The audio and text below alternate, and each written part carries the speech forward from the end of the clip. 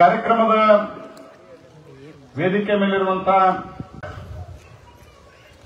ಹುಲ್ಲಂಬಿ ಅವರೇ, ಸಿದ್ದನಗೌಡ ಪಾಟೀಲ್ ಅವರೇ, ಈ ಮಂಡಲದ ಹಿಂದಿನ ಅಧ್ಯಕ್ಷರಾದಂತಹ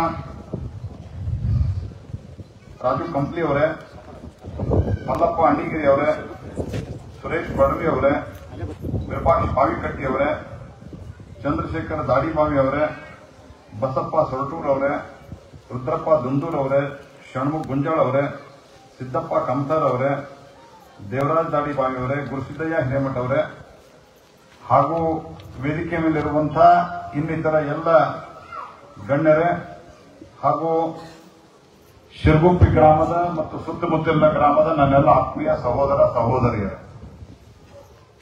ಮೊದಲನೇದಾಗಿ ಇಷ್ಟೊಂದು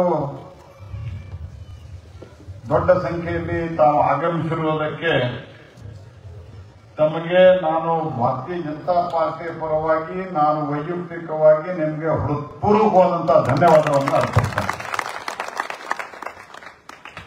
ಕಳೆದ 10 ವರ್ಷದೊಳಗೆ ಸನ್ಮಾನ್ಯ ನರೇಂದ್ರ ಮೋದಿ ಅವರ ನೇತೃತ್ವದಲ್ಲಿ ದೇಶದಲ್ಲಿ ಹಲವಾರು ಬದಲಾವಣೆಗಳು ಆಗಿದ್ದಾವೆ ಅಥವಾ ಆಗಲಿಕ್ಕೆ ಶುರುವಾಗಿದ್ದಾವೆ.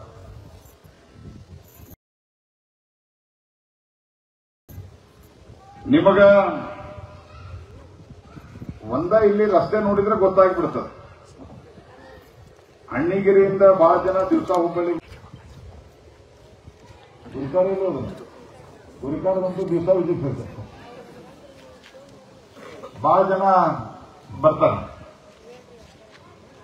ಅಣ್ಣಿಗಿರಿಯಿಂದ ಬರಾಕ 1 ತಾಸು ಹಾಕಿತ್ತು, ಇಲ್ಲಿಂದ ಹೋಗಾಕ ಒಂದು 35 ಮಿನಿಟ್ ಆಗ್ತಿತ್ತು. ಮತ್ ಮೊದಲಂತೂ ರಸ್ತೆನೂ ಬಹಳ ಕೆಟ್ಟಿತ್ತು. ಒಂದು 8-10 ವರ್ಷದ ಹಿಂದಿನ, ಒಂದು 10-12 ವರ್ಷದ ಹಿಂದಿನ ನೆನಪು ಮಾಡ್ಕೋರಿ, ರಸ್ತೆನೂ ಬಹಳ ಕೆಟ್ಟಿತ್ತು. ನೆನಪೈತೆ ಯಾರಿಗಾರ ಇಲ್ಲ? ಹಾ, ಆ ರಸ್ತೆ ಆವಾಗ ಹೆಂಗಿತ್ತಂದ್ರ, ಈಗ ಶಿರಗುಪ್ಪಿಂದ 15-20 ಮಿನಿಟ್ನಾಗ ಅಂದ್ರೆ ಹುಬ್ಬಳ್ಳಿಯಾಗಿರ್ತಾರೆ. ಶಂಕರ್ ಪಾಟೀಲ್ ಹೇಳಿದ್ರು ಅಲ್ಲೊಂದು ಮನಿ ಐತಿ ಇಲ್ಲೊಂದು ಮನಿ ಐತಿ ಅಂತ ಹೇಳಿ. ಅಲ್ಲಿ ಮನೆಯಿಂದ ಇಲ್ಲಿ 15 ನಿಮಿಷದಾಗ ಹೋಗೋದು, ಇಲ್ಲಿ ಮನೆಯಿಂದ ಅಲ್ಲಿ 15 ನಿಮಿಷದಾಗ ಹೋಗೋದು.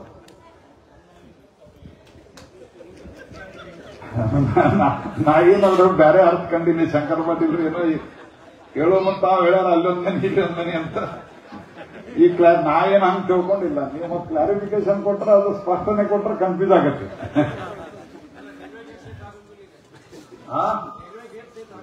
ಹಾ, ರೈಲ್ವೆ ಗೇಟು ಹಾಕೋಂಗಿಲ್ಲ ಈಗ. ಗುರುಪಾದಪ್ಪ, ನಿಮ್ಮ ಮನೆಯವ್ರು ಎಲ್ಲಿಯವ್ರ? ಇಲ್ಲಿಯವ್ರ ನೀವು? ಶಿವಮೊಗ್ಗದವ್ರು. ಅಂದ್ರೆ ಅವಾಗ ಗೇಟ್ ಹಾಕಿದ್ದು ಬಹಳ ಕೆಟ್ಟ ಅನುಭವ ಅದಂತ ಕಾಣಿಸ್ತದೆ. ಯಾಕೋ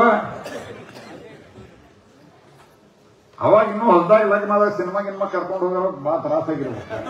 ಯಾಕಂದ್ರೆ ಹಿಂಗಾಗಿ ಅವ ಗೇಟಿದ್ದು ನೆನಪೈತು. ನಮ್ ಗೇಟಿದ್ದು ನೆನಪಾರಿ ಇತ್ತು ನನಗೆ. ಆ ಗೇಟಿದ್ದು ಯಾವಾಗ ಅನೌನ್ಸ್ ಆಗಿರ್ತದೆ. ನಾನು MP ಆದ್ಮೇಲೆ ಬಡದಾಡಕ್ಕೆ ಶುರು ಮಾಡಿದ್ದು. ನಾನು 2008 ಮಮತಾ ಬ್ಯಾನರ್ಜಿ ಇದ್ದಾಗ ಅನೌನ್ಸ್ಮೆಂಟ್ ಮಾಡಿದ್ರು. ಕೊನೆಗಾಗಲೇ ಇಲ್ಲ. ರಾಜ್ಯ ಸರ್ಕಾರನೂ ಒಂದಿಷ್ಟು ದುಡ್ಡು ಕೊಡಬೇಕಾಗಿತ್ತು, ಅವರೂ ಕೊಡಲಿಲ್ಲ. ಕೊನೆಗೆ ಪೂರಾ ದುಡ್ಡನ್ನು ಕೇಂದ್ರ ಸರ್ಕಾರದಿಂದ ಹಾಕಿ ನ್ಯಾಷನಲ್ ಹೈವೇ ಕನ್ವರ್ಟ್ ಆಯಿತು. ಅದನ್ನ 2014-15 ನಾವು ಮುಗಿಸಿದ್ವಿ.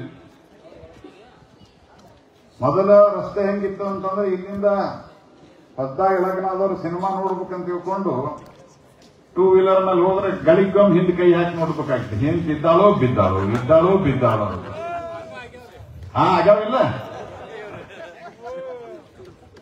ಈಗ ಹೋದ್ರೆ ಸೀದಾ ಥಿಯೇಟರ್ ಮುಂದೆ, ಥಿಯೇಟರ್ ಕಮ್ಮಿ ಆಗ್ಬಿಟ್ಟದ ಈಗ. ಮಾಲ್ ಈಗ ಮಾಲ್ ಸೀದಾ ಹೋಗಿ PVR ಮಾಲ್, ಆ ಮಾಲ್, ಈ ಮಾಲ್ಗೆ ಹೋಗ್ಯ ನಿಲ್ಲುದ. ಯಾಕಪ್ಪ ಸುಭಾಷ, ಅನುಭವ ಆಗೈತಿಲ್ಲ ನಿಂಗ? ಹಿಂಗಾಗಿ ಇದು ಹೆಂಗ ಸಾಧ್ಯ ಆಯ್ತು? ಬಹಳ ಜನ ಮೋದಿ ಅವರು ಏನ್ ಮಾಡ್ಯಾರ 10 ವರ್ಷದಾಗ, ಮೋದಿ ಅವರು ಏನ್ ಮಾಡ್ಯಾರ ಅಂತ ಕೇಳ್ತಾರೆ.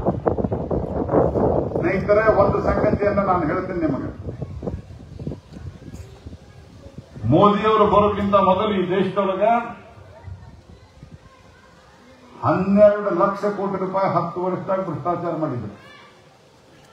ಪಾರ್ಲಿಮೆಂಟ್ದಾಗ ಮೊನ್ನೆ ಅಮಿತ್ ಶಾ ಮತ್ತೊಮ್ಮೆ ಹೇಳಿದ್ರು, 6 ತಿಂಗಳ ಹಿಂದೆ ನಮ್ಮ ಮೇಲೆ ನೋ ಕಾನ್ಫಿಡೆನ್ಸ್ ಮೋಷನ್ ತಗೊಂಡ್ಬಂದಿದ್ರು ರಾಹುಲ್ ಬಾಬಾ. ಆವಾಗ ಹೇಳಿದ್ವಿ ನಾವು 12 ಲಕ್ಷ ಕೋಟಿ ರೂಪಾಯಿ ಭ್ರಷ್ಟಾಚಾರ ಮಾಡಿದ್ರಿ ನೀವು ಅಂತ ಹೇಳಿ. ಇವತ್ತಿಗೂ ಎನ್ಕ್ವೈರಿ ನಡೆದವು, ಕೆಲವರು ಶಿಕ್ಷಣ ಆಗೈತಿ. ಒಬ್ಬ ಕಾಂಗ್ರೆಸ್ ತಾವು ಮಾಡಿಲ್ಲ ಅಂತ ಹೇಳಿಲ್ಲ, ಸುಮ್ ಕುಂತಿದ್ರು. ಯಾಕಂದ್ರೆ ಮಾಡಿದ್ದ ಖಾತ್ರಿ 12 ಲಕ್ಷ ಕೋಟಿ ರೂಪಾಯಿ ಭ್ರಷ್ಟಾಚಾರ. ಆ ಕಾಲದೊಳಗೆ ನಮ್ಮ ಕರ್ನಾಟಕದ ಬಜೆಟ್ ಸಾಧಾರಣ 2 ಲಕ್ಷ ಕೋಟಿ ರೂಪಾಯಿ ವರ್ಷಕ್ಕೆ. ಅಂದ್ರೆ 6 ವರ್ಷದ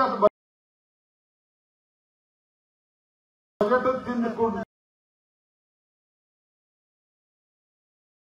ನುಂಗಿ ನೀರು ಕುಡಿದ್ಬಿಟ್ಟಿದ್ರು. 6 ವರ್ಷದ ಕರ್ನಾಟಕದ ಬಜೆಟ್ ಕಾಂಗ್ರೆಸ್ ಪಾರ್ಟಿಯವರು ನುಂಗಿ ನೀರು ಕುಡಿದಿದ್ರು.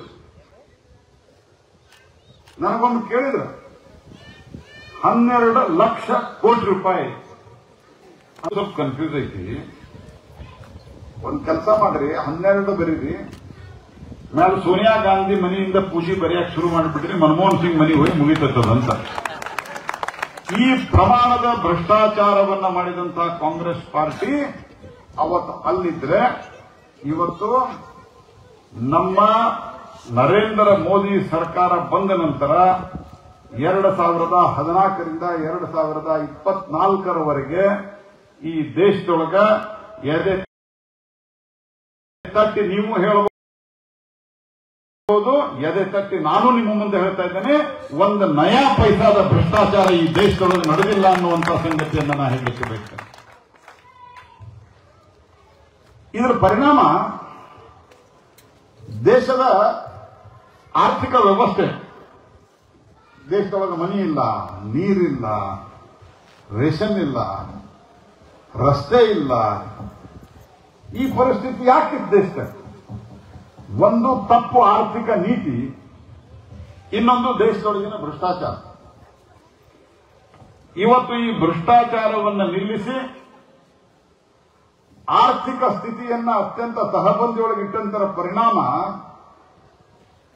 ನಮ್ಮ ದೇಶದ ಪರಿಸ್ಥಿತಿ 10 ವರ್ಷದ ಹಿಂದೆ UPA ಕಾಲದೊಳಗೆ ಏನಿತ್ತು ಅಂತಂದ್ರ, ಆ ಟೈಮ್ನೊಳಗೂ ನಿಮ್ಮ ಆಶೀರ್ವಾದದಿಂದ ನಾನು ಪಾರ್ಲಿಮೆಂಟ್ನಾಗಿದ್ದೆ.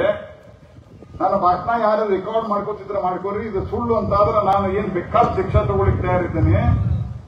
ಅವತ್ತು ಪಾರ್ಲಿಮೆಂಟ್ನಾಗ ಬಂದು ಜಗತ್ತಿನ ಅತ್ಯಂತ 5 ದುರ್ಬಲ ದೇಶಗಳು ಯಾವಿದ್ದಾವ ಅನ್ನುವಂತಹ ಒಂದು ಚರ್ಚೆ ನಡೆದಿದೆ. ಜಗತ್ತಿನ ಅತ್ಯಂತ 5 ದುರ್ಬಲ ದೇಶಗಳು ಆರ್ಥಿಕವಾಗಿ, ಆ 5 ದೇಶಗಳಲ್ಲಿ ಭಾರತವು ಒಂದಿತ್ತಂದ್ರೆ ನಾವು ನಾಚಿಕೆಯಿಂದ ತಲೆ ತಗ್ಗಿಸಬೇಕಾಗ್ತಿತ್ತು. ನಾನು ಕೂಡ ಪಾರ್ಲಿಮೆಂಟ್ ನಲ್ಲಿ ಈ ಚರ್ಚೆಯಲ್ಲಿ ಭಾಗವಹಿಸಿದ್ದೆ.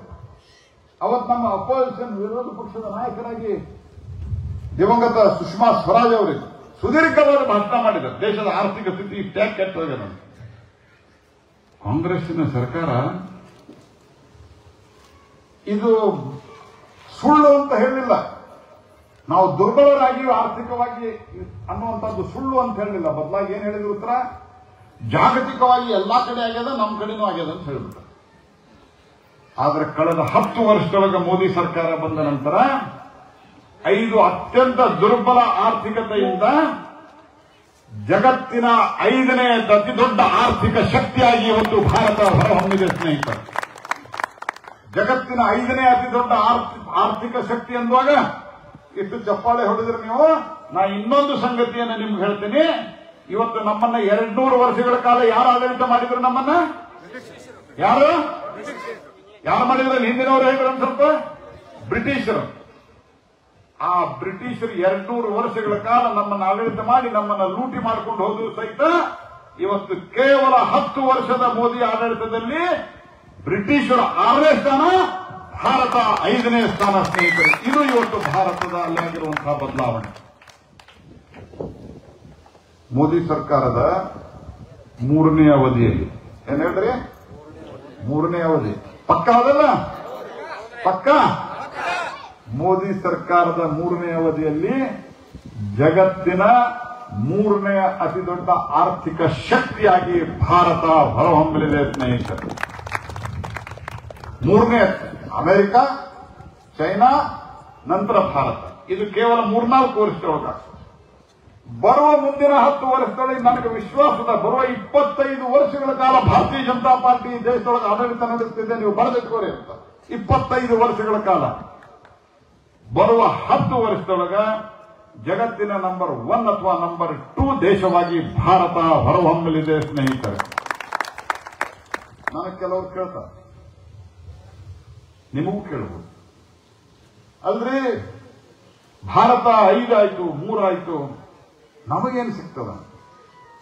ಸ್ನೇಹಿತರೆ, ಒಂದೇ ಒಂದು ಉದಾಹರಣೆಯನ್ನು ನಾನು ಹೇಳ್ತೇನೆ ನಿಮಗೆ.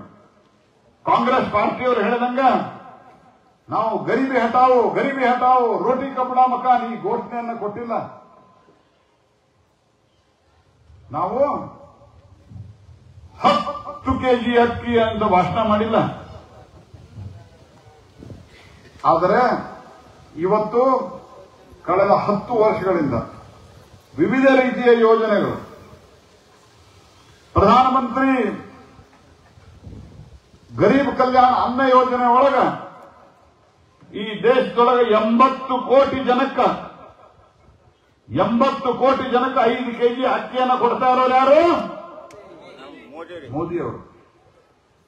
5 ಕೆಜಿ ಅಕ್ಕಿ ನರೇಂದ್ರ ಮೋದಿ ಕೊಟ್ಟರೆ ಇವರು ಅಡ್ವರ್ಟೈಸ್ಮೆಂಟ್, ಇವರು ಫೋಟೋ ಸಿದ್ದರಾಮಯ್ಯನದು. ಅಕ್ಕಿ ಯಾರ್ದು? 1 ನಯ ಪೈಸ ಕೊಡುದಿಲ್ಲ ಇವರ ಅಕ್ಕಿಗೆ. ಅಡ್ವರ್ಟೈಸ್ಮೆಂಟ್ ಏನು? ಅನ್ನ ಭಾಗ್ಯ 10 ಕೆಜಿ ಅಕ್ಕಿ. ಮಹದೇವಪ್ಪ ನಿನಗೂ ಫ್ರೀ, ಕಾಕಾ ಪಾಟೀಲ್ ನಿನಗೂ ಫ್ರೀ, ನನಗೂ ಫ್ರೀ, ನನ್ನ ಹೆಂಡ್ರಿಗೂ ಅಂತ. ಹೆಂಡ್ತಿಗಂದ್ರಿ ಹ್ಯಾಂಡ್ರ ಅಂದ್ರೆ ಬಹಳ ಮಂದಿ ಆಗ್ತದೆ.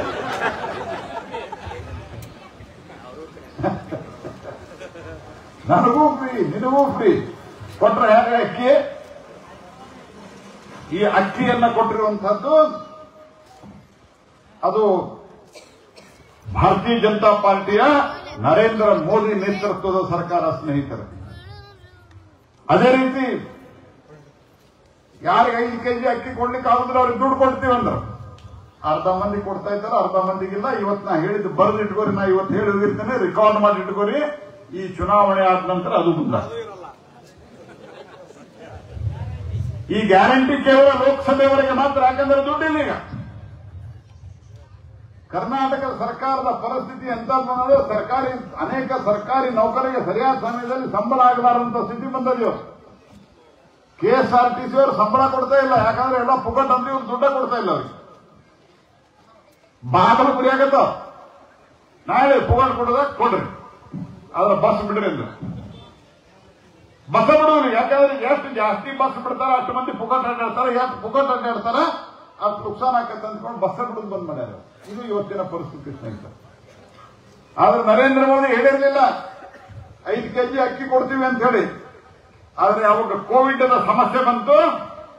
ಆ ಕೋವಿಡ್ ಸಮಸ್ಯೆಯ ಸಂದರ್ಭದಲ್ಲಿ ಪ್ರಧಾನಮಂತ್ರಿ ಗರೀಬ್ ಕಲ್ಯಾಣ ಅನ್ನ ಯೋಜನೆ ಅಂತ ಶುರು ಮಾಡಿ 80 ಕೋಟಿ ಜನರಿಗೆ ನಾವು ವ್ಯಾಕ್ಸಿನ್ ಕೊಡುವಂತ, 80 ಕೋಟಿ ಜನರಿಗೆ ನಾವು ಅಕ್ಕಿಯನ್ನು ಕೊಡುವಂತ ಕೆಲಸ ಶುರು ಮಾಡಿ. ನಾನು ಬ್ರಾಜಿಲ್ಗೆ ಹೋಗಿದ್ದೆ ಅಧಿಕೃತ ಭೇಟಿಗಾಗಿ. ನಾನು ಬ್ರಾಜಿಲ್ಗೆ ಹೋದಾಗ ಬ್ರಾಜಿಲ್ ಜನಸಂಖ್ಯೆ ಒಂದು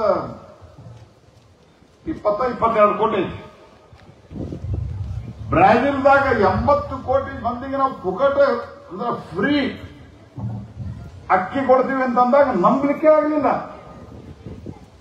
ಜಗತ್ತಿನ ಯಾವುದೇ ದೇಶದೊಳಗೆ ಇಷ್ಟು ಅಟ್ ಎ ಟೈಮ್ ಕೊಡ್ತಾ ಇರುವಂತಹದ್ದು ಇದು ಪ್ರಥಮ ಬಾರಿಗೆ ಸ್ನೇಹಿತರೆ. ಇದು ನರೇಂದ್ರ ಮೋದಿ ಅವರು ಮಾಡಿರುವಂತಹ ಕೆಲಸ. ಅದೇ ರೀತಿ ಪ್ರಧಾನಮಂತ್ರಿ ಕೃಷಿ ಸಮ್ಮಾನ ಯೋಜನೆ 6,000 ರೂಪಾಯಿ ಯಡಿಯೂರಪ್ಪನವರ ಕಾಲದೊಳಗ ಅದು 10,000 ಇತ್ತು ಯಡಿಯೂರಪ್ಪ ಬೊಮ್ಮಾಯಿ ಕಾಲದಾಗ. ಈಗೇನ್ ಮಾಡಿದ್ರು ಬಂದ ನಂತರ 4,000 ಕಟ್ ಮಾಡಿದ್ರು. ಈಗ ಬರ್ತಾ ಇರುವಂತದ್ದು ಕೇವಲ ನರೇಂದ್ರ ಮೋದಿಯವರ 6,000 ರೂಪಾಯಿ ಬರ್ತಾ ಇದೆ. 200 ಯೂನಿಟ್ ವಿದ್ಯುತ್ ಫ್ರೀ ಅಂದ್ರೆ ಯಾರಿಗಾರ ಒಬ್ಬರಿಗೆ 200 ಯೂನಿಟ್ ವಿದ್ಯುತ್ ಫ್ರೀ ಸಿಕ್ಕದೆ? ವಿದ್ಯುತ್ ಬಂದ್ ಮಾಡಕತ್ತಾರೆ. ಇನ್ನೊಂದು ಸ್ವಲ್ಪ ದಿವಸ ತಡೀರಿ ನೀವು. ಈಗ ಹಂಗೂ ಹಿಂಗೂ ಇಲೆಕ್ಷನ್ ದಾಗ ನಮ್ಮ ಇಲಾಖೆಗೆ 1,000 ಕೋಟಿ ರೂಪಾಯಿ ಕೊಡಬೇಕು ಡಾಕ್ಟರ್. ಯಾಕಂದ್ರೆ ವಿದ್ಯುತ್ ಇಲಾಖೆ ನಮ್ದಾಗ ಕಲ್ಲಿದ್ದಲಿಂದ ವಿದ್ಯುತ್ ತಯಾರಾಗೋದು. 1,000 ಕೋಟಿ ರೂಪಾಯಿ ಕೊಡಬೇಕು. ನಾ ಹೇಳಿದೆ ಕಲ್ಲಿದ್ದಲು ಕೊಡೋದು ನೋಡ್ರಿ ನಿಲ್ಲಿಸ್ತೀವಿ ಮತ್ತೆ ಹಿಂಗ್ ಮಾಡಿದ್ರ ಅಂತ. ಆದ್ರೂ ಕರ್ನಾಟಕದ ಜನತೆಗೆ ಅನಾನುಕೂಲ ಆಗಬಾರದಂತ ಅನ್ನೋ ಕಾರಣಕ್ಕಾಗಿ ಸತತವಾಗಿ ಕಲ್ಲಿದ್ದಲು ನಾವು ಕೊಡ್ತಾ ಇದ್ದೇವೆ. ಆದ್ರೂ ಸಹಿತ ಇವರಿಗೆ ಮ್ಯಾನೇಜ್ ಮಾಡ್ಲಿಕ್ಕೆ ಆಗ್ತಾ ಇಲ್ಲ. ಟ್ರಾನ್ಸ್ಫಾರ್ಮರ್ ಹಾಕೊಂಡ್ರೆ ದುಡ್ಡು ಯಾರು ಕೊಟ್ಟು ಮೊದಲ ಟ್ರಾನ್ಸ್ಫಾರ್ಮರ್ ಯಾರು ಹಾಕಿ ಕೊಡ್ತಾ ಇದ್ರು? ನೀವು ಬೋರ್ ತೆಗೆದ್ರೆ ಯಡಿಯೂರಪ್ಪನ ಕಾಲದೊಳಗ ಬೊಮ್ಮಾಯಿ ಕಾಲದೊಳಗ ಯಾರು ಹಾಕ್ತಾ ಇದ್ರ?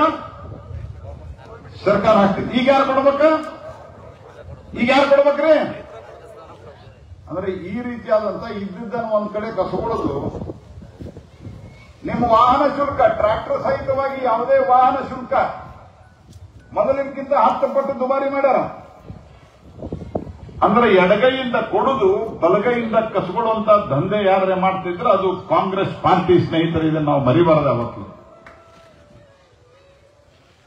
ಪ್ರಧಾನಮಂತ್ರಿ ಅನ್ನ ಭಾಗ್ಯ ಯೋಜನೆ, ಅನ್ನ ಗರೀಬ್ ಕಲ್ಯಾಣ ಬಗ್ಗೆ ಹೇಳಿದ್ದಾನೆ. ಪ್ರಧಾನಮಂತ್ರಿ ಸುರಕ್ಷಾ ಯೋಜನೆ ಇರಬಹುದು, ಹರ್ ಘರ್ ನಲ್ ಜಲ್. ಗ್ರಾಮ ಪಂಚಾಯತಿಗೆ ಎಷ್ಟು ದುಡ್ಡು ಬರುತ್ತೆ? ಯಾರಿದ್ದಾರೆ ಗ್ರಾಮ ಪಂಚಾಯತಿ ಮೆಂಬರ್? 1,53,00,000. ನಿಮ್ಮೂರಿಗೆ ಒಂದೇ ಬಂದೈತೆ 1,53,00,000. 1,53,00,000 ಕೊಡೋದಲ್ಲದೆ ಬೇರೆ ಬೇರೆ ರೀತಿಯ ನೇರವಾದಂತ ಅನುದಾನ ಈಗ ಜಾಸ್ತಿ ಆಗೈತೆ. ಮೊದಲಿನಿಂದ ಆಗೈತಿಲ್ರಿ ಸದಸ್ಯರ? ಮೊದಲಿನಕ್ಕಿಂತ 2-3 ಪಟ್ಟು ಜಾಸ್ತಿ ದುಡ್ಡನ್ನ ನೇರವಾಗಿ ಗ್ರಾಮ ಪಂಚಾಯಿತಿಗೆ ಕೊಡ್ತಾ ಇರುವಂತಹ ಯಾವುದಾದ್ರೂ ಸರ್ಕಾರ ಇದ್ರೆ ಅದು ನರೇಂದ್ರ ಮೋದಿ ಸರ್ಕಾರ ಸ್ನೇಹಿತರೆ. ಇವತ್ತಿಗೂ ದುಡ್ಡು ಕೊಡ್ತಾ ಇದ್ದೀವಿ ನಾವು. ಈ ಪ್ರಧಾನಮಂತ್ರಿ ಕೃಷಿ ಸನ್ಮಾನ, ಪ್ರಧಾನಮಂತ್ರಿ ನೇರವಾಗಿ ನಮ್ಮ ಅಕೌಂಟಿಗೆ ದುಡ್ಡು ಹಾಕ್ತಾ ಇರುವಂತಹ ಕೃಷಿ ಸನ್ಮಾನದ ಜೊತೆಗೆ ನಮ್ಮ ಗ್ರಾಮ ಪಂಚಾಯಿತಿಗೆ ದುಡ್ಡು ಹಾಕೋದ್ರಿಂದ ಹಿಡ್ಕೊಂಡು ನಾವಿವತ್ತೇನು ಹರ್ ಘರ್ ನಲ್ ಜಲ್ ಕಾರ್ಯಕ್ರಮ ಮಾಡಿದ್ದೀವಿ. ಇದರ ಪರಿಣಾಮ ಏನು ಅಂತಂದ್ರ ಎಲ್ಲ ಮನೆಗಳಿಗೆ ಪೈಪ್ಲೈನ್ ಮೂಲಕ ನೀರನ್ನು ಕೊಡುವಂತಹ ವ್ಯವಸ್ಥೆಯನ್ನು ನಾವು ಮಾಡಿದ್ವಿ. ಮೋದಿಯವರು ಈ ದೇಶದೊಳಗೆ ಅಧಿಕಾರವನ್ನು ವಹಿಸಿಕೊಂಡಾಗ 65 ವರ್ಷ ಆಗಿದ್ದ ದೇಶ ಸ್ವತಂತ್ರ ಬಂದು 3 ಕೋಟಿ ಮನೆಗಳಿಗೆ ಮಾತ್ರ ನಳದ ಕನೆಕ್ಷನ್ ಇತ್ತು. 3 ಕೋಟಿ. ನರೇಂದ್ರ ಮೋದಿ ಬಂದ ನಂತರ ಈಗ 6-7 ವರ್ಷದೊಳಗ ಈ ಕಾರ್ಯಕ್ರಮ ಶುರುವಾದ ನಂತರ 14 ಕೋಟಿ ಮನೆಗಳಿಗೆ ಇವತ್ತು ನಾವು ನಳದ ಮೂಲಕ ನೀರನ್ನ ಕೊಡ್ತಾ ಇದ್ದೇವೆ.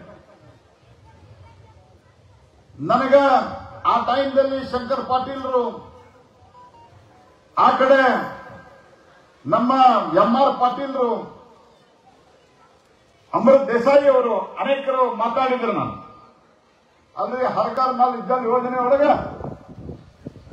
ನೀವು ಪ್ರತಿ ಮನೆಗೆ ಪೈಪ್ಲೈನ್ ನಾವು ಮೋದಿ ಸರ್ಕಾರದಿಂದ ಹಾಕಿಸ್ತಾ ಇದ್ದೀವಿ. ಆದ್ರೆ ನೀರಿನ ಮೂಲ ಅನೇಕ ಕಡೆ ಸರಿಯಾಗಿಲ್ಲ. ಆ ನೀರಿನ ಮೂಲ ಅನೇಕ ಕಡೆ ಸರಿಯಾಗಿಲ್ಲದ ಕಾರಣದಿಂದ ನಮಗೆ ಬಲಪ್ರವಾಹದ ನೀರು ಬೇಕು ಅಂತ ಹೇಳಿದ್ರು.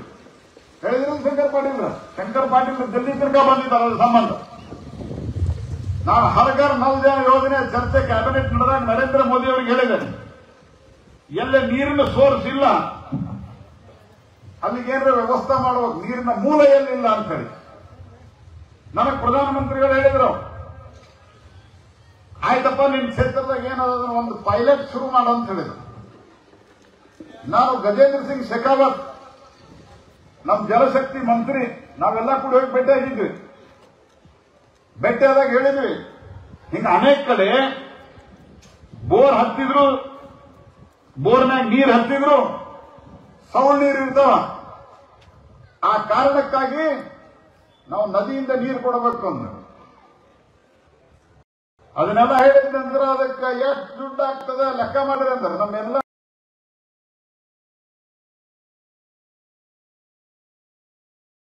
ಶಾಸಕರು ಶಂಕರ್ ಪಾಟೀಲ್ ನೇತೃತ್ವದೊಳಗ ಎಲ್ಲರೂ ಸೇರಿ ಅದಕ್ಕೊಂದು ಪ್ರಾಜೆಕ್ಟ್ ರಿಪೋರ್ಟ್ ಮಾಡಿದ್ರು. 1400 ಕೋಟಿ ರೂಪಾಯಿ ಬಂತು. 1400 ಕೋಟಿ ರೂಪಾಯಿ ಹೌದೊಂದು ನಾವು. ಆದ್ರೆ ಪ್ರಧಾನಮಂತ್ರಿಗಳು ಹೇಳಿದ್ರು ಒಂದು ಸರ್ತೆ ಶುರು ಮಾಡಿಬಿಡೋಣ ಅಂತ ಹೇಳಿ 1400 ಕೋಟಿ ರೂಪಾಯಿ ಕೊಟ್ಟಾರ. ಇವತ್ತು ಟೆಂಡರ್ ಆಗಿ ಕೆಲಸ ಶುರುವಾಗಿದೆ. ಇಂಥ ದೊಡ್ಡ ದೊಡ್ಡ ಪೈಪ್ಲೈನ್ ಹಾಕ್ತಾ ಇದ್ದೀವಿ. ಕಾಂಗ್ರೆಸ್ಸಿನ MLA ಕಾರು ಆ ಪೈಪ್ಲೈನ್ ಹೋಗುವಂತ ದೊಡ್ಡ ದೊಡ್ಡ ಕಾರನ್ನು ಹಾಕಿ ಇವತ್ತು ಬರುವಂತಹ ಕೆಲವೊಂದು ದಿವಸಗಳಲ್ಲಿ ಒಂದು ವರ್ಷದೊಳಗ ಈ ಹುಬ್ಬಳ್ಳಿ ಧಾರವಾಡ ಜಿಲ್ಲೆಯ ಎಲ್ಲಾ ಹಳ್ಳಿಗಳಿಗೂ ಮಲಪ್ರಭಾ ಕುಡಿಯುವ ನೀರನ್ನು ಕೊಡುವಂತಹ ವ್ಯವಸ್ಥೆಯನ್ನ ಮಾಡಿದಂತ ಪುಣ್ಯಾತ್ಮ ಅದು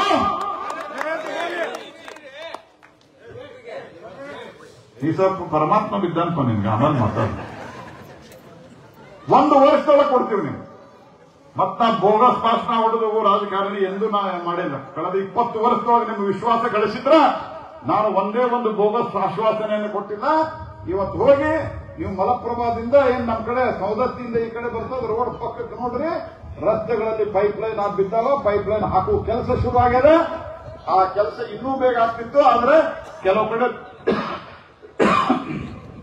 ರಾಜ್ಯ ಸರ್ಕಾರ ಈ ಕೆಲವು ಕಡೆ ಸಹಜವಾಗಿ ರೈತರ ತಂಟೆ ತಕರಾರು ಕೆಲವು ಇದ್ದಾವ. ಅದೀಗ ಬಗೆಹರಿತದ. ಅವ್ರದೇ ಆದಂತಹ ಸಮಸ್ಯೆ ಇದ್ದಾವ. ಆ ಸಮಸ್ಯೆಯನ್ನ ಬಗೆಹರಿಸಿ ಇವತ್ತು ನಾವು ಆ ಪೈಪ್ಲೈನ್ ಕೆಲಸವನ್ನು ಮುಂದುವರಿಸಿ ಬರುವ 1-1.5 ವರ್ಷದೊಳಗಾಗಿ ಈ ಜಿಲ್ಲೆಯ ಎಲ್ಲಾ ಹಳ್ಳಿಗಳಿಗೂ ಸಹಿತ ಮಲಪ್ರಭಾ ಕುಡಿಯುವ ನೀರನ್ನು ಕೊಡುವಂತಹ ವ್ಯವಸ್ಥೆಯನ್ನ ಮಾಡಿರುವಂತಹ ಸರ್ಕಾರ ಅದು ನರೇಂದ್ರ ಮೋದಿ ನೇತೃತ್ವದ ಸರ್ಕಾರ. ಇದೇ ಶಿರಗುಪ್ಪಿ ಒಳಗ ಕಳೆದ ಬಾರಿ ಬಂದಾಗ ಒಂದ್ಸರ್ತಿ ಕೇಳಿದ್ರು ಬೆಳೆ ವಿಮಾ. ನಿಮ್ಮ ಅನೇಕ ಹಳೆ ಬೆಳೆ ವಿಮಾಗಳನ್ನು ಈಗ ಆಲ್ಮೋಸ್ಟ್ ನಾವು ಕ್ಲಿಯರ್ ಮಾಡಿಸ್ಬಿಟ್ಟಿವಿ. ಇಲ್ಲಿ ಕೂತಾನಿಲ್ವ ಸುಭಾಷ 10 ಸರ್ತಿ ಫೋನ್ ಮಾಡ್ತಾನೆ ಬೆಳೆ ವಿಮೆ ಸಂಬಂಧ. ಈ ಕೇವಲ 2% ಪ್ರೀಮಿಯಂ. ಇನ್ನೂ ಒಂದಿಷ್ಟು ಟೆಕ್ನಿಕಲ್ ಸಮಸ್ಯೆ ಅದನ್ನೂ ಬಗೆಹರಿಸ್ತೀವಿ ಮತ್ತು ಬೆಳೆ ವಿಮೆ ಇನ್ನೂ ಆಕರ್ಷಕವಾಗಿ ಮಾಡ್ತೀವಿ ಅನ್ನುವಂತಹ ಸಂಗತಿಯನ್ನು ನಾ ಈ ಸಂದರ್ಭದಲ್ಲಿ ಹೇಳಲಿಕ್ಕೆ ಬಯಸ್ತೇನೆ. ಅದೇ ರೀತಿ ಇವತ್ತು ದೇಶದೊಳಗೆ ವಿದ್ಯುತ್ತಿನ ಕೊರತೆ ಇಲ್ಲ. ಆಯುಷ್ಮಾನ್ ಭಾರತ ಯೋಜನೆ ಒಂದು ಕಾಲದೊಳಗೆ ಹೆಂಗಿತ್ತಂದ್ರೆ ಮನೆಯೊಳಗೆ ದೊಡ್ಡವರು ಯಾರಿಗಾದ್ರೂ ಆರೋಗ್ಯದ ಸಮಸ್ಯೆ ಬಂದ್ರೆ ಅದರಲ್ಲಿ ಸ್ವಲ್ಪ ಹಿರಿಯರು 60-65 ವರ್ಷ ಆದವರಂದ್ರೆ ನನಗೇನು ಟ್ರೀಟ್ಮೆಂಟ್ ಮಾಡ್ಬಿಡಪ್ಪ, ಮನೆಗಿನಿ ಮಾರಿ ಎಲ್ಲಿ ಮಾಡ್ತೀರಿ ಅಂತ ಹೇಳ್ತಿದ್ರು. ಆದ್ರೆ ಇವತ್ತು ಆ ಯಾವುದೇ ಸಮಸ್ಯೆ, ಆ ಯಾವುದೇ ಪ್ರಶ್ನೆ ಇವತ್ತಿಲ್ಲ. ಇವತ್ತು ಆಯುಷ್ಮಾನ್ ಭಾರತ ಕಾರ್ಡ್ ಯಾರ್ದದ, ನರೇಂದ್ರ ಮೋದಿ ಏನು ಆಯುಷ್ಮಾನ್ ಭಾರತ ಕಾರ್ಡ್ ಕೊಟ್ಟಿದ್ದಾರೆ. ಆ ಕಾರ್ಡ್ ತೆಗೆದುಕೊಂಡು ಹೋದ್ರೆ ಪ್ರೈವೇಟ್ ಹಾಸ್ಪಿಟಲ್ಗಳಿಗೂ 5 ಲಕ್ಷ ರೂಪಾಯಿವರೆಗಿನ ಬಿಲ್ ಅನ್ನ ನರೇಂದ್ರ ಮೋದಿ ಸರ್ಕಾರ ಇವತ್ತು ಕೊಡುವಂತಹ ವ್ಯವಸ್ಥೆಯನ್ನು ಮಾಡಿದೆ ಸ್ನೇಹಿತರೆ. ಇದು ದೇಶದಲ್ಲಿ ಆಗ್ತಾ ಇರುವಂತಹ ಬದಲಾವಣೆ. ಇದರ ಪರಿಣಾಮ ಪ್ರಧಾನಮಂತ್ರಿ ಉಜ್ವಲ ಯೋಜನೆ, ಗ್ಯಾಸ್. ನಿಮಗೆ ಗೊತ್ತಿರಲಿ, ಜಗತ್ತಿನೊಳಗ ಗ್ಯಾಸು ಪೆಟ್ರೋಲ್ ಕೊಡುವಂತಹ ದೇಶಗಳು ಕೆಲವೇ ಕೆಲವಿದ್ದಾವೆ. ಈ ಅರಬ್ ಕಂಟ್ರಿಗಳು, ರಷ್ಯಾ ಮತ್ತು ಅಮೆರಿಕ. ಅಮೆರಿಕ ಈಗ ಬಹಳ ಉತ್ಪಾದನೆ ಮಾಡ್ತಾ ಇಲ್ಲ. ರಷ್ಯಾ ಮೇಲೆ ಸ್ಯಾಂಕ್ಷನ್ ಹಾಕಿದ್ರ ನಾವು ರಷ್ಯಾದಿಂದ ತೈಲ ತಗೊಳ್ಳೋದು ಕಷ್ಟ ಇತ್ತು.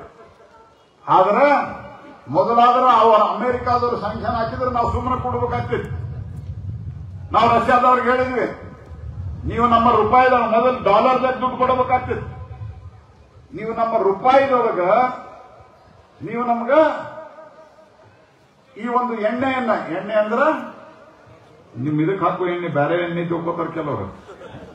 ಈ ಎಣ್ಣೆಯನ್ನ ನಮಗೆ ಕೊಡಬೇಕು, ತೈಲವನ್ನು ಆಯಿಲ್ ಅನ್ನ ಕೊಡಬೇಕು ಅಂತ ಹೇಳಿದಾಗ ರೂಪಾಯಿದ ಕೊಡ್ತೀವಿ ದುಡ್ಡು ಅಂತ ಹೇಳಿದ್ವಿ. ಒಪ್ಪಿಕೊಂಡ್ರೆ ಅವರು. ಜಗತ್ತಿನೊಳಗೆ ಎಲ್ಲಾ ಕಡೆ ಸಿಕ್ಕಾಪಟ್ಟೆ ದುಡ್ಡಿದೆ ಇವತ್ತು. Petrol, diesel, gas. ಇಂಗ್ಲೆಂಡ್ದಾಗೂ ಸಹಿತ 14 ಕೆಜಿ ಒಂದು ಸಿಲಿಂಡರ್ ಕನಿಷ್ಠ ಏನಿಲ್ಲ ಅಂದ್ರೂ 1800ರಿಂದ 2000 ರೂಪಾಯಿ ಐತಿ. ನಮ್ಮ ದೇಶದೊಳಗ ಬಡವರಿಗೆ, ಶ್ರೀಮಂತರಿಗೆ ಬೇರೆ ಬೇರೆ ಅದ. ಕೆಲವರಿಗೆ 600, ಕೆಲವರಿಗೆ 900, ಕೆಲವರಿಗೆ 1100 ಇದೆ. ಆದ್ರೆ ಯಾರದು ಅಕೌಂಟ್ ಲಿಂಕ್ ಆಗಿದೆ, ಯಾರು ಸಬ್ಸಿಡಿ ಬೇಕಂತಾರ ಅವರಿಗೆ ಪ್ರತಿ ತಿಂಗಳು 200-300 ರೂಪಾಯಿ ಅವರ ಅಕೌಂಟ್ಗೆ ಹಾಕುವಂತಹ ವ್ಯವಸ್ಥೆಯನ್ನು ಕೂಡ ನಾವು ಮಾಡಿ ಜಗತ್ತಿನಲ್ಲಿ ಅತ್ಯಂತ ಕಮ್ಮಿ ದರದಲ್ಲಿ ಎಲ್ಲ ಕಡೆ ಯುದ್ಧ ನಡೆದು ಈ ಯುದ್ಧದ ಪರಿಣಾಮ ಯಾಕಂದ್ರೆ ಈ ಪೆಟ್ರೋಲ್ ಡೀಸೆಲ್ ನಮ್ಮ ದೇಶದೊಳಗೆ ಇಲ್ಲ ಸ್ನೇಹಿತರೆ. ಈ ಪೆಟ್ರೋಲ್ ಮತ್ತು ಡೀಸೆಲ್ ವಿದೇಶದಿಂದ ತರಿಸ್ಬೇಕು ನಾವು. ಆದ್ರೂ ಮತ್ತೆ ಕೆಲವು ಕಡೆ ಅಂತೂ ಪೆಟ್ರೋಲ್ ಡೀಸೆಲ್ ಸಿಗುದಿಲ್ಲ. ಬಾಜೂಕಿನ ಬಾಂಗ್ಲಾದೇಶ ಪಾಕಿಸ್ತಾನದಾಗೂ ಬಹಳ ತೊಂದರೆ ಆಗಿದೆ, ಶ್ರೀಲಂಕಾದಾಗ ತೊಂದರೆ ಆಗಿದೆ. ಆದ್ರೆ ಇವತ್ತು ನಮ್ಮ ದೇಶದೊಳಗ ಎಂದೂ ಕೂಡ ಗ್ಯಾಸು, ಪೆಟ್ರೋಲ್ಗೆ, ಡೀಸೆಲ್ಗೆ ಪಾಡಿ ಹಚ್ಚುವಂತಹ ಸ್ಥಿತಿ ಇವತ್ತಿಗೂ ನರೇಂದ್ರ ಮೋದಿ ಇವತ್ತು ಎರಡೇ ಯುದ್ಧ ನಡೆದ. ಒಂದ್ ಕಡೆ ರಷ್ಯಾ ಉಕ್ರೇನ್ ಯುದ್ಧ, ನಮಗ್ ಬರೋದ ಉಕ್ರೇನ್ನಿಂದ, ರಷ್ಯಾದಿಂದ, ಈ ಕಡೆ ಇರಾನ್ ಮೇಲೆ ಸ್ಯಾಂಕ್ಷನ್. ಇದರ ಮಧ್ಯದಲ್ಲಿ ನಮಗ ಅರಬ್ ಕಂಟ್ರಿಯಿಂದನೂ ಕಮ್ಮಿ ದರದಲ್ಲಿ ತರಿಸಿದ್ರು. ಅರಬ್ ಕಂಟ್ರಿಯಿಂದ ಕಮ್ಮಿ ದರದಲ್ಲಿ ತರಿಸುವುದಲ್ಲ, ಯಾವ ಮುಸಲ್ಮಾನ ದೇಶದೊಳಗ, ಇಸ್ಲಾಮಿಕ್ ದೇಶದೊಳಗ ಹಿಂದೂ ಸ್ವಾಮಿನಾರಾಯಣ್ ಟೆಂಪಲ್ ಅನ್ನ ಮಂದಿರವನ್ನ ಮಾಡಿದಂತಹ ಕೀರ್ತಿ ಅದು ನರೇಂದ್ರ ಮೋದಿಗೆ ಸಂತೋಷ. ಇದು ದೇಶದಲ್ಲಿ ಆಗ್ತಾ ಉಂಟು. ಇದರ ಎಲ್ಲರ ಪರಿಣಾಮ ಏನಾಗಿದೆ?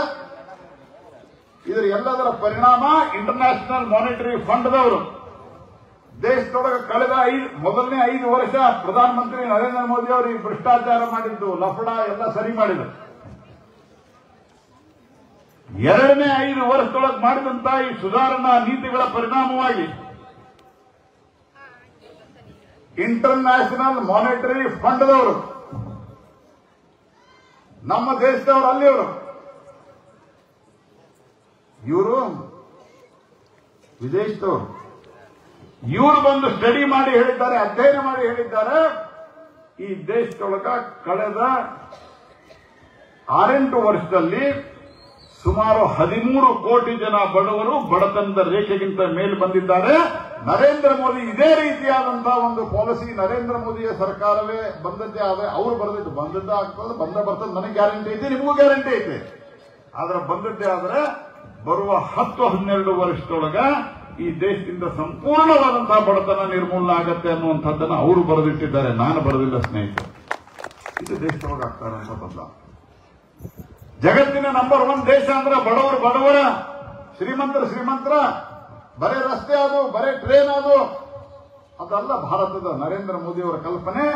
ಮೊನ್ನೆನೂ ಸಹಿತ ನಮ್ಮ ಚುನಾವಣೆ ಘೋಷಣೆ ಆಗೋಕ್ಕಿಂತ ಮೊದಲಿನ ಕ್ಯಾಬಿನೆಟ್ ಸಭೆಯಲ್ಲಿ ಬರುವ 10 ವರ್ಷದೊಳಗೆ ದೇಶದಲ್ಲಿ ಯಾವ ರೀತಿಯಾದಂತಹ ಬದಲಾವಣೆಯನ್ನು ತಂದು ಬಡತನದ ರೇಖೆಗಿಂತ ಜನರನ್ನ ಮೇಲೆತ್ತಬೇಕು ಅನ್ನುವಂತಹ ಸ್ಪಷ್ಟವಾದ ಒಂದು ರೂಪುರೇಷೆಯನ್ನ ನರೇಂದ್ರ ಮೋದಿ ಅವರು ಸಿದ್ಧ ಮಾಡಿಟ್ಟಿದ್ದಾರೆ ಸ್ನೇಹಿತರು. ದೇಶದೊಳಗೆ ಬಹುದೊಡ್ಡ ಬದಲಾವಣೆ ಆಗಬೇಕು, ಆರ್ಥಿಕವಾಗಿ ಸುಧಾರಣೆ ಆಗ್ಬೇಕು.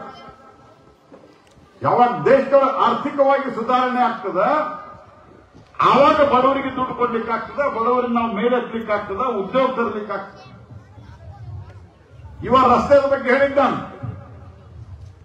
ಈ ರಸ್ತೆ ಇವ್ರ ಕಾಲದೊಳಗ ಒಂದು ದೇಶಕ್ಕೆ ಉದ್ಯೋಗ ಸಿಗಬೇಕು ಅಂದ್ರೆ ಫ್ಯಾಕ್ಟರಿಗಳು ಬರಬೇಕು, ಇನ್ವೆಸ್ಟ್ಮೆಂಟ್ ಆಗಬೇಕು. ಮೊದಲು ನಮ್ಮ ದೇಶಕ್ಕೆ ಯಾರು ಬರ್ತಿರ್ಲಿಲ್ಲ. ಯಾಕ?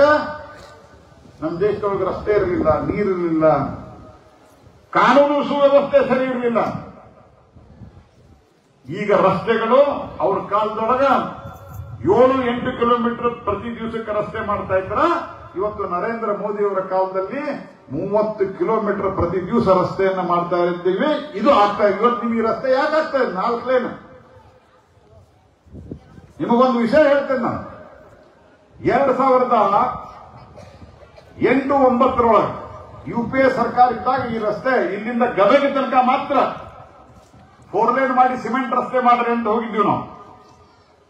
ಅವಾಗ ನನ್ನ ಕಡೆ ಪತ್ರ ಬರೆದು ಕೊಟ್ಟಾರ ಅವರು, ಇದನ್ನು ಮಾಡ್ಲಿಕ್ಕೆ ಆಗುದಿಲ್ಲ, ಯಾಕಂದ್ರೆ ಇದಕ್ಕ ಇಷ್ಟು ಟ್ರಾಫಿಕ್ ಇಲ್ಲ ಅಂತ. ಗಡ್ಕರಿ ಅವರು ಬಂದ ನಂತರ 2015 ನಾ ಮನವಿ ಕೊಟ್ಟ, ಗದಗ ತನಕ ಇದನ್ನು 4 ಲೇನ್ ಮಾಡ್ರಿ ಅಂತ. ಗಡ್ಕರಿ ಅವರು ಹೇಳಿದ್ರು 8 ದಿವಸ ಬಿಟ್ಟು ಬಾ, ಪಾರ್ಲಿಮೆಂಟ್ ನಡೆದದ, 8 ದಿವಸ ಬಿಟ್ಟು ಬಾ ಅಂತ. 8 ದಿವಸ ಬಿಟ್ಟು ಹೋದಿದ್ರು. ಹೋದ ನಂತರ ಅಧಿಕಾರಿಗಳು ಅವತ್ತೇನು ಪತ್ರ ಬರೆದು ಕೊಟ್ಟಿದ್ರಲ್ಲ ಅದ ಪತ್ರ ತಯಾರಿಟ್ಟಿದ್ರು, ಇಲ್ಲ ಅಷ್ಟು ಟ್ರಾಫಿಕ್ ಇಲ್ಲ, ಆಗುದಿಲ್ಲ ಅಂತ.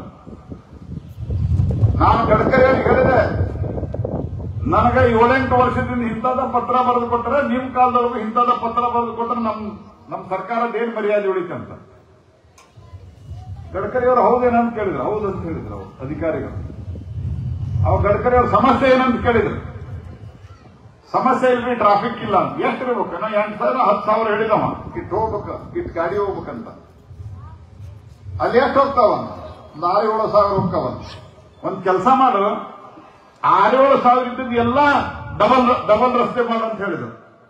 ಅವಾಗ ಇಡೀ ದೇಶದಾಗ ಮಾಡ್ಬೇಕಾಗ್ತದ ಅಂದ್ರೆ, ಇಡೀ ದೇಶದಾಗ ಮಾಡಿದ್ರು ಚಿಂತೆ ಇಲ್ಲ, ಅಲ್ಲಿ ಮಾಡಬೇಕು ಅನ್ನುವಂತ ತೀರ್ಮಾನ ಆದ ನಂತರ ಈ ಹೊಸ ನಿಯಮದ ಪ್ರಕಾರ ಆದಂತಹ ಪ್ರಥಮ ರಸ್ತೆ ಅದು ನಿಮ್ಮ ಶಿರಗುಪ್ಪೆ ರಸ್ತೆ. ಅಷ್ಟೇ ಕೇಳಲಿಲ್ಲ ಅವ್ರು, ಗದಗ ತನಕ ಅಷ್ಟೇ ಯಾಕೆ ಮಾಡ್ತೀನಿ, ನಿಮ್ ಊರು ಎಲ್ಲಿ ತನಕ ಆಯ್ತಾನೆ?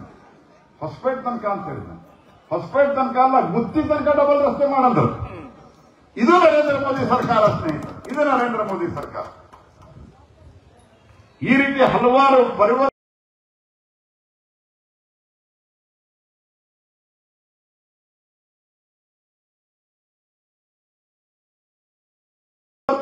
ದೇಶದಲ್ಲಿ ಆದಂತಹ ಈ ಹೆಚ್ಚಿನ ಕರೆಂಟ್ ಅನ್ನು ಉತ್ಪಾದನೆ ಮಾಡಿ ಬಾಜೂಕಿನ ಬಾಂಗ್ಲಾದೇಶಕ್ಕೆ, ಭೂತಾನಕ್ಕೆ, ನೇಪಾಳಕ್ಕೆ ಕರೆಂಟ್ ಕೊಡುವಂತಹ ವ್ಯವಸ್ಥೆಯನ್ನ ಮಾಡಿರುವಂತಹದ್ದು ನಮ್ಮ ನರೇಂದ್ರ ಮೋದಿ ಸರ್ಕಾರ ಸ್ನೇಹಿತರು. 24 ತಾಸು ಇವತ್ತು ಅನೇಕ ರಾಜ್ಯಗಳಲ್ಲಿ ಕರೆಂಟ್ ಇದ್ರೆ, ನಮ್ಮಲ್ಲಿಯೂ ಅನೇಕ ಕಡೆ ಇದೆ, ಆದ್ರೂ ಕಟ್ ಮಾಡ್ತಾರೆ. ಯಾಕಂದ್ರೆ ಬಿಲ್ ಕಮ್ಮಿ ಮಾಡ್ಬೇಕು, ಯಾಕಂದ್ರೆ ರಾಜ್ಯ ಸರ್ಕಾರ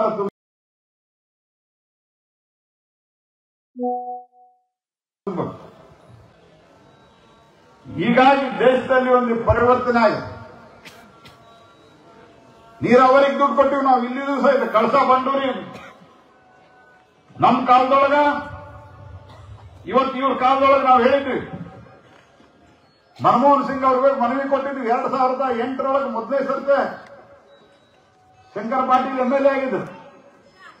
ನಾವೆಲ್ಲರೂ ಹೋಗಿ ಮನವಿ ಕೊಟ್ಟಿದ್ವಿ, ಯಾವುದೇ ಕಾರಣಕ್ಕೆ ನಮ್ದು 7 TMC ಬಿಟ್ಟು ನೀವು ಟ್ರಿಬ್ಯುನಲ್ ಕೊಡ್ರಿ ಅಂತ. ಕಾಂಗ್ರೆಸ್ ಪಾರ್ಟಿ MP ಗಳನ್ನು ಕರ್ಕೊಂಡೋಗಿ ಮನಮೋಹನ್ ಸಿಂಗ್ ಅವರಿಗೆ ಮನವಿ ಕೊಟ್ಟಿದ್ವಿ, ಕೇಳಲಿಲ್ಲ. ಒಯ್ದು ಟ್ರಿಬ್ಯುನಲ್ ಕೊಟ್ಟರು. ಟ್ರಿಬ್ಯುನಲ್ ಕೊಟ್ಟ ನಾವು ಹೇಳಿದ್ವಿ, ಈ ಟ್ರಿಬ್ಯುನಲ್ ಕೊಟ್ಟಿದ್ದನ್ನ ನೀವು ಬೇಗ ಬೇಗ ಇದರ ಅವಾರ್ಡ್ ಕೊಡಿಸ್ರಿ ಅಂತ. ನ್ಯಾಯಾಧೀಶರನ್ನ ಅಪಾಯಿಂಟ್ಮೆಂಟ್ ಮಾಡಲಿಲ್ಲ. ನ್ಯಾಯಾಧೀಶರನ್ನ ಅಪಾಯಿಂಟ್ಮೆಂಟ್ ಮಾಡಲಿಲ್ಲ. ನ್ಯಾಯಾಧೀಶರು ನಾವು ಬಂದ ನಂತರ ಕೊನೆಗೆ ನಾವು ಬಹಳ ಒತ್ತಾಯ ಮಾಡಿ ಲೋಕಸಭೆಯಲ್ಲಿ ಗಲಾಟೆ ಮಾಡಿದ ನ್ಯಾಯಾಧೀಶರನ್ನ ಅಪಾಯಿಂಟ್ಮೆಂಟ್ ಮಾಡಿದ್ರು. ಅವರಿಗೆ ಆಫೀಸ್ ಕೊಟ್ಟಿರಲಿಲ್ಲ, ಸ್ಟಾಫ್ ಕೊಟ್ಟಿರಲಿಲ್ಲ. ನರೇಂದ್ರ ಮೋದಿ ಬಂದ ನಂತರ ಅವ್ರನ್ನೆಲ್ಲವನ್ನು ಕೊಟ್ಟು ಅವ್ರಿಗೆ ಹೇಳಿದ್ರು 4 ವರ್ಷದೊಳಗೆ ರಿಪೋರ್ಟ್ ಕೊಡಬೇಕಂತ. ಆ ನ್ಯಾಯಾಧೀಶರು ಅನೇಕ ಸರ್ತಿ ನನ್ನ ಕಡೆ ಬೇರೆಯವ್ರ ಕಡೆ ಹೇಳಿ ಕಳಿಸಿದ್ರು ನನಗ, ಇಲ್ಲ ಇನ್ನೊಂದು 2 ವರ್ಷ ಎಕ್ಸ್ಟೆನ್ಷನ್ ಮಾಡಿದ್ರಂತ. ನಾನು ಸನ್ಮಾನ್ಯ ನರೇಂದ್ರ ಮೋದಿ ಅವ್ರಿಗೆ ಹೇಳಿದೆ, ಯಾವ ಕಾರಣಕ್ಕೂ ಎಕ್ಸ್ಟೆನ್ಷನ್ ಆಗಬಾರ್ದು, 18ರೊಳಗೆ ಅವರು ವರದಿ ಕೊಡಬೇಕಂತ. ವರದಿಯನ್ನ ಕೊಟ್ಟರು. ಕೊಟ್ಟ ನಂತರ ಏನ್ ಹೇಳಿದ್ರು, ಇದ್ರ ಗೆಜೆಟ್ ನೋಟಿಫಿಕೇಶನ್ ಆಗುದಿಲ್ಲ.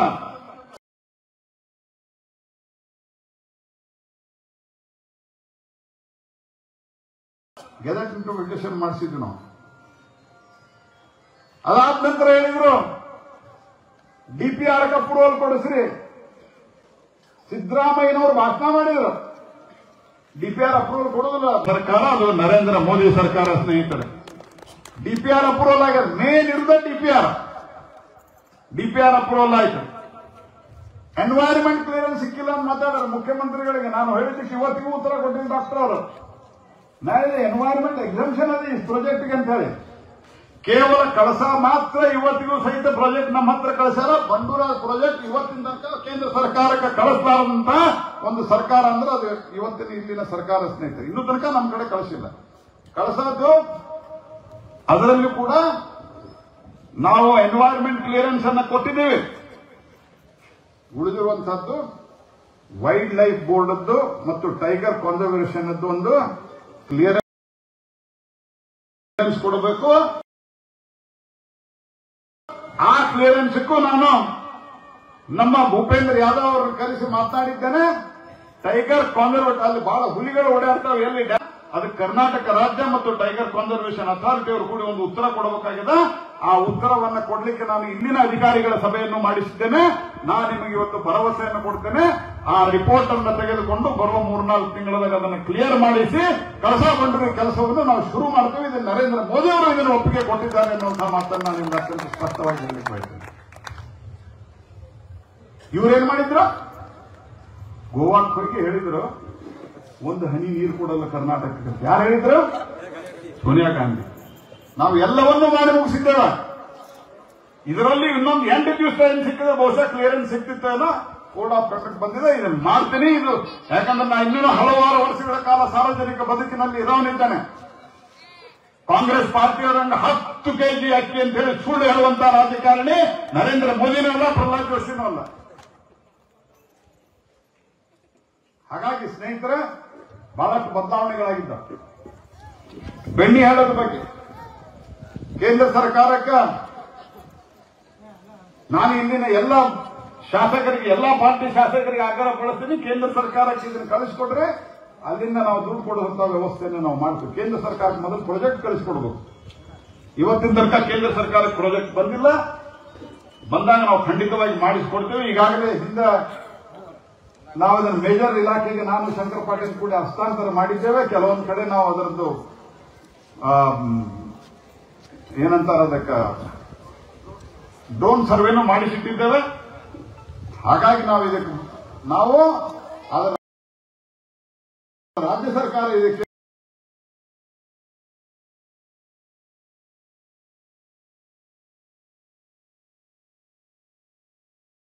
ವಿಶೇಷವಾದಂತಹ ಗಮನವನ್ನು ಹರಿಸಬೇಕು. ಅದನ್ನು ಮಾಡುತ್ತೇವೆ. ನಾನು ಕೊನೆಯದಾಗಿ ಒಂದು ಮಾತು ಹೇಳ್ತೇನೆ ಸ್ನೇಹಿತರೆ, ಈ ದೇಶದ ನಂಬರ್ 1 ಮಾಡಲಿಕ್ಕಾಗಿ ನಾವು ಕೆಲಸವನ್ನು ಮಾಡ್ತಾ ಇದ್ದೇವೆ. ಅದೇ ಸಂದರ್ಭದಲ್ಲಿ 2004ರಲ್ಲಿ ಇಲ್ಲೇ ನಿಂತು ನಾನು ಭಾಷಣ ಮಾಡಿದ್ದೀನಿ. ನಿಮ್ಗೆ ನೆನಪಿರಬೇಕು. ಎಲ್ಲೇ ಇದ್ರಿ ನೀವು, ಅನೇಕ ಕಡೆ ಭಾಷಣ ಮಾಡಿದ್ದೀವಿ ನಾವು. ಇದು ಕುಂದಗೋಳಕ್ಕಿತ್ತು, ಕಲಗಟ್ಟಿಗಿತ್ತು. ನಾವು ಭಾಷಣ ಮಾಡಿದ್ದೆ ಅವತ್ತು ಇಲ್ಲೇ. ನೀವು ನನಗೆ ಓಟ್ ಹಾಕ್ರಿ, ನಾನೊಬ್ಬ ಸಾಮಾನ್ಯ ಬಡ ಕುಟುಂಬದಿಂದ ಬಂದವ, ನೀವು ತಲೆ ತಗ್ಗಿಸುವಂತಹ ಒಂದೇ ಒಂದು ಕೆಲಸವನ್ನ ನಾನು ಮಾಡೋದಿಲ್ಲ ಅನ್ನುವಂತಹ ಮಾತನ್ನು ಹೇಳಿದ್ದೆ. ಇವತ್ತಿಗೂ ಕೂಡ ಅದೇ ರೀತಿ ನಡ್ಕೊಂಡಿದ್ದೇನೆ. ನಾನು ಎದೆ ತಟ್ಟಿ ಹೇಳ್ತೇನೆ, ನರೇಂದ್ರ ಮೋದಿ ಸರ್ಕಾರವು ಒಂದು ನಯಾ ಪೈಸೆ ಭ್ರಷ್ಟಾಚಾರ ಮಾಡಿಲ್ಲ. ನೀವು ಆದೇಶ ಕಳಿಸಂತ ನಾನು ಕೂಡ ಒಂದು ನಯಾ ಪೈಸೆ ಭ್ರಷ್ಟಾಚಾರವನ್ನು ಮಾಡಿಲ್ಲ. ನೀವೇನು ಅಧಿಕಾರವನ್ನು ಕೊಡ್ತೀರಿ, ಆ ಅಧಿಕಾರ ಜನರ ಒಳಿತಿಗಾಗಿ ನಾನು ಮಾಡ್ತೇನೆ ಅಂತ ಅವತ್ತು ಹೇಳಿದ್ದೆ, ಇವತ್ತು ಹೇಳ್ತೀನಿ. ಅದನ್ನು ಉಳಿಸಿಕೊಂಡು ಬಂದಿದ್ದೇನೆ, ಮುಂದೆ ಉಳಿಸಿಕೊಳ್ತೇನೆ ಎನ್ನುವಂತಹ ಮಾತನ್ನು ಹೇಳ್ತಾ ನಿಮ್ಮ ಆಶೀರ್ವಾದವನ್ನು ಕೇಳಲಿಕ್ಕೆ ಬಂದಿದ್ದೇನೆ. ಹಲವಾರು ರೀತಿಯ ಕೆಲಸಗಳಾಗಿದ್ದಾವೆ. ನನ್ನ ಪುಸ್ತಕವನ್ನು ಪ್ರಿಂಟ್ ಮಾಡಿದ್ದೇನೆ. ಇದೇ ನಿಮ್ಮ ರಸ್ತೆ ಹೇಳಿದ್ದೆ. ಅವರು ಒಂದು ಬೈಪಾಸ್ ಆಗಿದೆ, ಅದರದ್ದು ಕೂಡ ಈಗಾಗಲೇ ಯೋಜನೆ ಶುರುವಾಗಿದೆ. ಹುಬ್ಬಳ್ಳಿ ಒಳಗ ಕಿಮ್ಸ್ ಹಾಸ್ಪಿಟಲ್ದಾಗ 150 ಕೋಟಿ ರೂಪಾಯಿದೊಳಗೆ ನಾ ಏನಾರ ಹಾಸ್ಪಿಟಲ್ ಮಾಡಿಸಿರ್ಲಿಲ್ಲ ಅಂತಂದ್ರೆ, ಆಕ್ಸಿಜನ್ ಪ್ಲಾಂಟ್ ತಯಾರು ಮಾಡಿರಲಿಲ್ಲ ಅಂದ್ರೆ ಅನೇಕರ ಪ್ರಾಣ ಇಲ್ಲಿದ್ದ ಇನ್ನೂ ಜಾಸ್ತಿ ಬಹಳ ದೊಡ್ಡ ಪ್ರಮಾಣದಲ್ಲಿ ಆಗ್ತಿತ್ತು. ಬಣ್ಣದರ್ಪಣೆ ಆಗೈತೇನಿಲ್ಲ? ಬಣ್ಣ ಯಾವುದು ಸರ್ಕಾರಿ ದುಡ್ಡಲ್ರಿ. 157 ಸ್ಕೂಲ್ ರೂಮ್ಗಳು ಬಣ್ಣ ಯಾವುದೋ ಪ್ರೈವೇಟ್ ಕಂಪನಿ ಹೇಳಿ ಎಲ್ಲಾ ನಮ್ಮ ಕ್ಷೇತ್ರದಲ್ಲಿರುವಂತಹ ಎಲ್ಲಾ ಸ್ಕೂಲ್ಗಳಿಗೂ ಬಣ್ಣ ಹಚ್ಚು ಕೆಲಸ ಮಾಡ್ತಿದ್ವಿ. ಡೆಸ್ಕ್ 30,000 ಡೆಸ್ಕ್ ಕೊಟ್ಟಿವಿ. 30,000 ಡೆಸ್ಕ್. ನನಗೆ ಅನೇಕರು ಬಂದು ಹೇಳಿದ್ರು, ಸಾಲಿ ಕೊಟ್ಟು ಏನ್ ಮಾಡ್ತೀರಿ?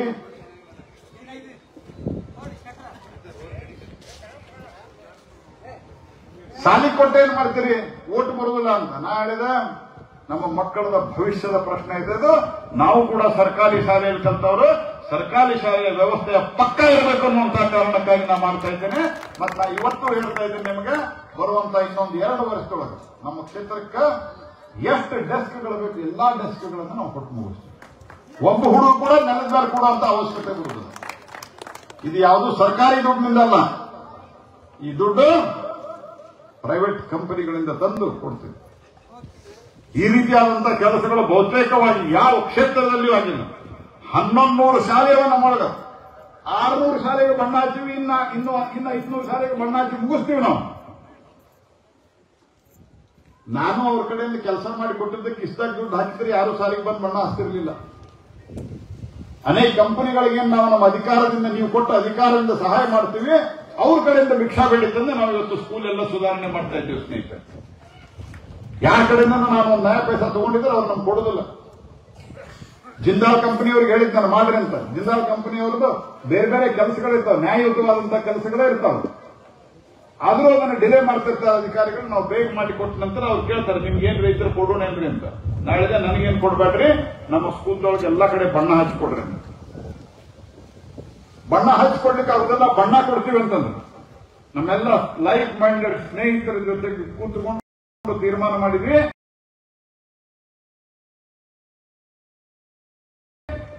ಬಣ್ಣ ನಾವು ಕೊಡ್ತೀವಿ, ಹಚ್ಚೋದು ನೀವು. ಬಣ್ಣ ನಮ್ಮದು, ಸೇವೆ ನಿಮ್ಮದು ಅನ್ನುವಂತಹ ಹೊಸ ಕಲ್ಪನೆಯನ್ನು ಮಾಡಿ ಇವತ್ತು 600 ಹಳ್ಳಿಗಳಿಗೆ ಇವತ್ತು ಅತ್ಯಂತ ಸುಂದರವಾಗಿ ಕಾಣುವ ರೀತಿ ಬಣ್ಣ ಹಾಕ್ತಾ ಇದೆ. ಸಿರುಗುಪ್ಪಿಗೆ ಇಲ್ಲೂ ಹಾಕಿ, ಇಲ್ಲೂ ಸ್ಕೂಲ್ ರೂಮು ಕೊಟ್ಟಿರ್ಬೇಕು, ಸ್ಮಾರ್ಟ್ ಬೋರ್ಡು ಕೊಟ್ಟಿವಿ, ಡೆಸ್ಕು ಕೊಟ್ಟಿವಿ. ಇವ್ಯಾವುದು ಕೂಡ ಸರ್ಕಾರಿ ದುಡ್ಡಲ್ಲ ಸ್ನೇಹಿತರೆ. ಹಾಗಾಗಿ ನಿಮ್ಮ ಆಶೀರ್ವಾದವನ್ನು ಕೇಳಲಿಕ್ಕೆ ಬಂದೆ ನಾನು. ದಯವಿಟ್ಟು ಆಶೀರ್ವದಿಸಿ. ಚುನಾವಣೆ ಮುಗಿದೊಳಗೆ ಮತ್ತೆ ಬರ್ಲಿಕ್ಕೆ ಆಗೋದಿಲ್ಲ. ಮತ್ತು ದೇಶದ ಸುರಕ್ಷತೆಯು ಬಹಳ ಮಹತ್ವದ್ದು. ಕಾಂಗ್ರೆಸ್ನವ್ರು ಬಂದ್ರು, ಏನ್ ಹೇಳಿದ್ರು, ಸ್ಫೋಟ ಆದ್ರ ಪಾಕಿಸ್ತಾನ ಜಿಂದಾಬಾದ್ ಅಂದವ್ರು ಅಂದಿಲ್ಲ ಅಂದ್ರು. ರಿಪೋರ್ಟ್ ಬಂತು, ಪಾಕಿಸ್ತಾನ ಜಿಂದಾಬಾದ್ ಅನ್ನೋರಿಗೆ ರಕ್ಷಣೆ, ಹಿಂದೂಸ್ತಾನ್ ಜಿಂದಾಬಾದ್ ಅಂದವ್ರಿಗೆ ಒಳಗಾಕುವಂತ ಪಾರ್ಟಿ ಯಾವ್ದಾರಿದ್ರೆ ಅದು ಕಾಂಗ್ರೆಸ್ ಪಾರ್ಟಿ. ರಾಮೇಶ್ವರ ಕೆಫೆ ಒಳಗೆ ಸ್ಫೋಟ ಆಯ್ತು. ಹಿಂದೂ ಹೆಸರಿಟ್ಟುಕೊಂಡು ಸ್ಫೋಟ ಮಾಡ್ತಾರೆ. IAS ಹೇಳ್ತಾವ್ರು. ಅವ್ರಿಗೆ ಇವ್ರು ಏನ್ ಹೇಳ್ತಾರೆ, DK ಶಿವಕುಮಾರ್ ನಮ್ಮ ಬ್ರದರ್ ಅಂತ ಹೇಳ್ತಾರೆ. ಸಿದ್ದರಾಮಯ್ಯನವ್ರು ಹೇಳ್ತಾರ ಮುಂದಿನ ಜನ್ಮ ಏನಾದರೂ ಇದ್ರೆ ನಾನು ಏನಾಗಿ ಹುಡ್ತೀನಿ, ಇದೇ ಜನ್ಮದಾಗ ಹೋಗ್ಬಿಡ್ಬೇಕಾರೆ. ಅದಕ್ಕೆ ದೇಶ ಭಕ್ತ ಸರ್ಕಾರ ದೇಶವನ್ನ ನಂಬರ್ 1 ಮಾಡಬೇಕು. ಮತ್ತು ಯಾರು ಟೆರರಿಸ್ಟ್ ಆಕ್ಟಿವಿಟಿ ಮಾಡ್ತಾರ ಪಾಕಿಸ್ತಾನದಂತಹ ದೇಶಕ್ಕೆ, ಅವರ ದೇಶವನ್ನ ಒಳಗೆ ಹೊತ್ತವರನ್ನ ಮಣ್ಣು ಮುಗಿಸುವಂತ, ಮಣ್ಣಿಗೆ ಹೂಡುವಂತಹ ಕೆಲಸವನ್ನ ಮಾಡುವಂತ ನರೇಂದ್ರ ಮೋದಿ ಸರ್ಕಾರ ಬೇಕು. ಇದು ತೀರ್ಮಾನ ಮಾಡುವಂತ ಸಮಯದ ಸ್ನೇಹಿತರೆ. ಆದ್ದರಿಂದ ದೇಶದ ಸುರಕ್ಷತೆ, ದೇಶದ ಅಭಿವೃದ್ಧಿ, ಪ್ರಾಮಾಣಿಕ ಸರ್ಕಾರ, ಈ ಎಲ್ಲ ಸಂಗತಿಗಳನ್ನ ಗಮನದಲ್ಲಿಟ್ಟುಕೊಂಡು ದಯವಿಟ್ಟು ಭಾರತೀಯ ಜನತಾ ಪಾರ್ಟಿಗೆ, ನರೇಂದ್ರ ಮೋದಿಗೆ ಇಲ್ಲಿ ನನಗೆ ಆಶೀರ್ವಾದ ಮಾಡ್ರಿ ಅಂತ ಕೇಳ್ಕೊಳ್ತಾ ತಮ್ಮೆಲ್ಲರಿಗೂ ಶುಭಾಶಯ. ನಮಸ್ಕಾರ.